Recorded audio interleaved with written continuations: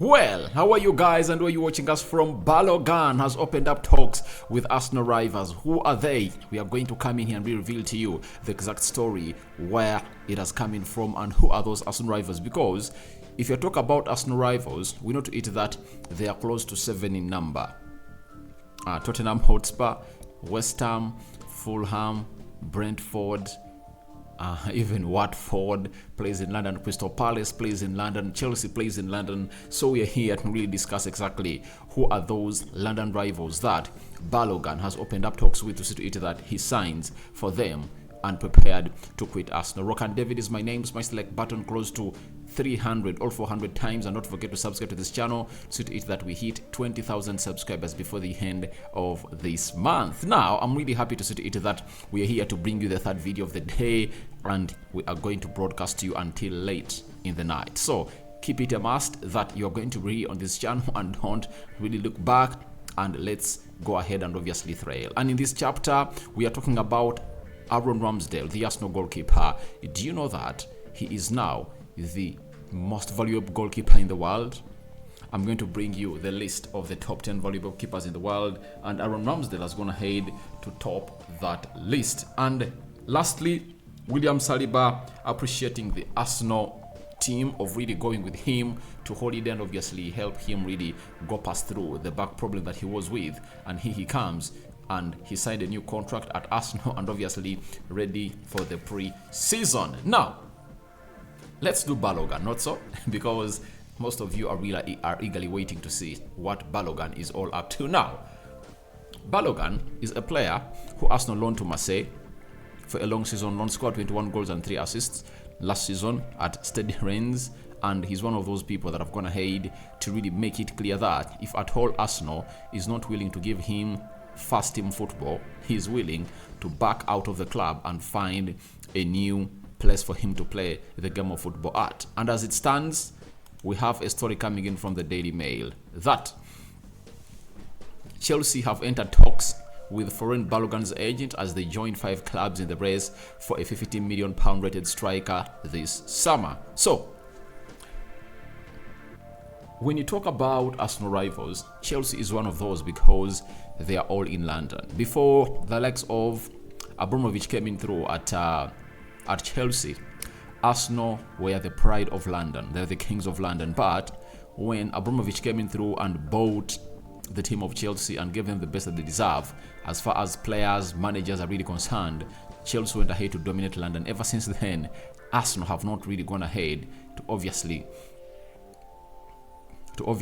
win a Premier League trophy ever since Jose Mourinho came in through. That is the season of 2024-2025, and they've not gone ahead to clinch a Premier League trophy, but they've gone ahead to really stay one of those competing teams in the league. And last season you saw how they came in through and came close to lifting the trophy. Now Chelsea are having really problems with their centre forward position, as a final decision has not been made by Mauricio Pochettino on who he wants to lead his line. When you look at the likes of Dotro Fafana, they are going to be loaned away.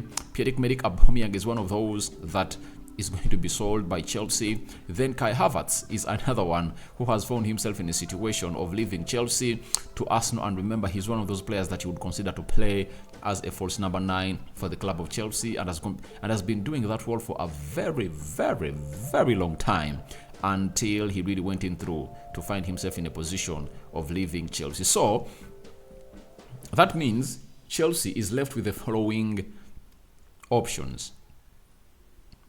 They're having Nkunku, he can play as a false number 9. They're having Ahmad Broja, he can lead the line. You remember him at Southampton, where he went ahead to score very many goals, and that's why Thomas Tuchel retained him at Chelsea, although he really got any injury and he found himself out of the team. And the last option is Romelu Lukaku. Romelu Lukaku is another one who is really wanted back at Chelsea, and he's going to be so much pivotal in as far as that side of Chelsea is concerned, and how this transfer of foreign Balogun is concerned, to say to it that he either signs for the club, he either signs for Chelsea, or he stays at Arsenal, or else he goes to the other 5 clubs like Monaco, AC Milan, Inter Milan, Juventus, and some other Premier League clubs. So it looks like Chelsea are interested in Farron Balogun and they want him. So how are Arsenal going to deal with this? Obviously, we all know that the moment Arsenal went ahead to spend £210 million onto 3 players, that meant that they have big sales they're going to make. And so far, Arsenal have gone ahead to sell 2 players, and they've gone ahead to raise close to £27 million. To Monza, that was Pablo Mari, £6 million. Grant Xhaka to Bayern Leverkusen, £21 million. And when you add on their salaries, Arsenal's gone ahead to save almost £30+ million after releasing those players, meaning that they need to sell more to see to it that they really balance up the financial fair play rule. And as it stands, Balogun, a £50 million rated player, is what Arsenal might look to sell to see to it that they obviously compensate up with how much they went ahead to spend, because you can't tell me that Balogun is ahead of Jesus. One, he's not ahead of Nketiah in the pecking order at Arsenal. He's not ahead of Leandro Trossard. He's not ahead of now Kai Havertz. Those are 4 players that Mikel Arteta has in his pecking order of the centre forward role at Arsenal, and Balogun cannot break through to see it that he comes in through to obviously come and put up competition on those players. And his agent is one of those who has gone ahead to dance to the tunes of his client that he doesn't have time to be patient, because he believes he's 22 years of age, and having put out 21 goals in French League 1, it's up for him to make that big move to see to it that it takes him to the next level in life. That is Farron Balogun. Now, as it stands, Balogun is one of those players that always keeps himself fit, and he wants new challenges, and those challenges are really best all benchmark on him really getting regular time. All what he wants is regular time, but how is he going to get regular time ahead of Gabriel Jesus and Kai Havertz, at Arsenal? That means that Arteta and the board of Arsenal have already made up a decision to sell him, and Chelsea is knocking on the door. And you just sell Balogun to Chelsea to haunt you? Obviously, because Chelsea has gone ahead to sell you Kai Havertz. Why don't you sell them Balogun if at all you feel like he's not important to your team? You can't say that I don't want to strengthen rival when Chelsea has gone ahead to sell you Jorginho and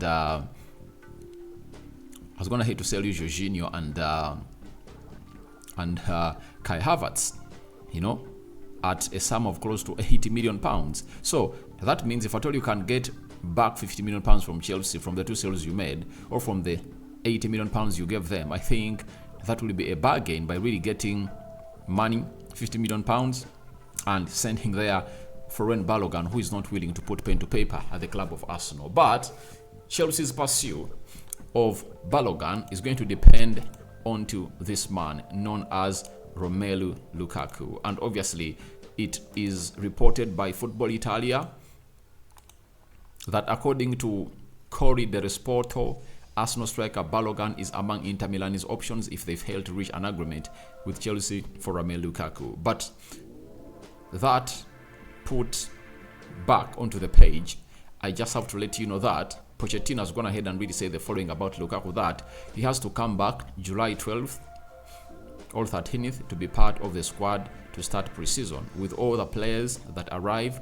first thing they are doing is to come to my office and say hello. That's what I expect if he's still a Chelsea player. So Pochettino really wants Lukaku back, and if at all they don't really get him back, that's where they're going to go ahead and obviously sign Balogun. So the talks between Balogun and Chelsea won't be validated not until, hear me out, not until Lukaku parts ways with Chelsea. And if at all Inter Milan fails to sign Lukaku and he goes to either Saudi Arabia or stays at Chelsea, they are willing to go in for Balogun at Arsenal, and they're willing to pay £50 million. I doubt. I think if at all Balogun is sold to Inter Milan, then they can get like £35 million, and they put back what we call a resale clause. when they are selling the player, Arsenal can get a percentage of like 30%, depending on how much this player is going to cost. But when you look at Balogun, if at all he was in the physical age of the French League One and scored 21 goals, what do you think of him when he goes to the Italian Serie A and is going to be leading the line for Inter Milan? That means he can even score 30 goals plus. And if at all he can score 30 goals plus, he can be that striker that can cost close to 100 million euros or 100 million pounds. And that can see Inter Milan get their 35 back, get close to 20 million pounds back to Arsenal, and obviously pocket in a profit of close to 45 million pounds from his resale. So I really understand that this is workable business, and it's obviously one of those things that you need to see at your team when things are really put in order at that side. So that is it coming in from a side. That is it coming in from a side known as that is it coming in from a side known as Balogun, Arsenal, Chelsea, Inter Milan, Romelu Lukaku, and I think you guys have your own thoughts about that. Now,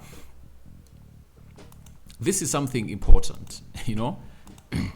There is what we call the CIES, Football OBS, and they really rate the players, and they do what we call Football Observatory, and they obviously bring us who is the best player and the most valuable player. Right now, they've told us that Arsenal's Aaron Ramsdale is the most valuable goalkeeper in the world. That is why they've gone ahead to let us know. And guess what? And guess who is behind this? Let me bring you the top 5, and I'm going to compile this list of the top 10 and obviously upload it onto this channel. Now, in the second position is Gianluigi Donnarumma. You know, he plays for Paris Saint-Germain. He's Italian. Then Alisson Becker is the third best goalkeeper. Third most valuable goalkeeper at 75 million euros. At 67 million euros. Gianluigi Donnarumma is at 75. Diego Costa for FC Porto is at 65 million euros. Ederson Moraes of Man City is at 57 million euros. And Aaron Ramsdale is the most valuable at 79, close to 80 million euros. That's his value right now as it stands. So that's great for Arsenal that you are having one of the best, most valuable players in the world.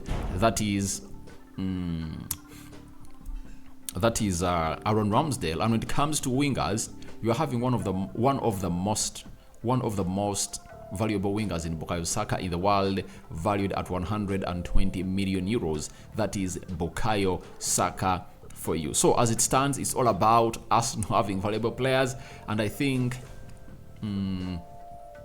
Declan Rice is another one. When he comes in through and settles in very well and has a very decent season, he's going to make that list. William Saliba has already made it that list, though he's not the most valuable centre back in his age, but I really understand he's worth 100 million euros as far as he is really valued by that CIES. So great news for Arsenal, and I think that's why your squad has gone ahead to hit 1 billion euro in total valuation. Now, Saliba, who recently put pen to paper on his contract at Arsenal, has gone ahead and obviously opened up on how his summer was, and his summer break was nothing short of excitement and healing, as he had good people from the staff of Arsenal alongside him.